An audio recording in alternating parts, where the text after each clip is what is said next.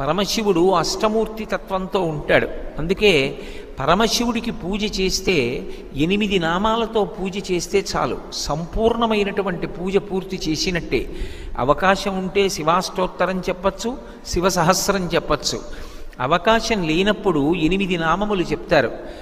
ఓం భవాయ దేవాయ నమః, శర్వాయ దేవాయ నమః, ఈశానాయ దేవాయ నమః, పశుపతే దేవాయ నమః, రుద్రాయ దేవాయ నమః, ఉగ్రాయ దేవాయ నమః, భీమాయ దేవాయ నమః, మహతే దేవాయ నమః.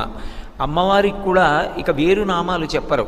భవస్య దేవస్య పత్నై నమః, శర్వస్య దేవస్య పత్నై నమః, ఈశానస్య దేవస్య పత్నై నమః, పశుపతే దేవస్య పత్నై నమః అని ఈ 8 నామాలకి మళ్ళీ పత్నై నమః అని కలుపుతారు.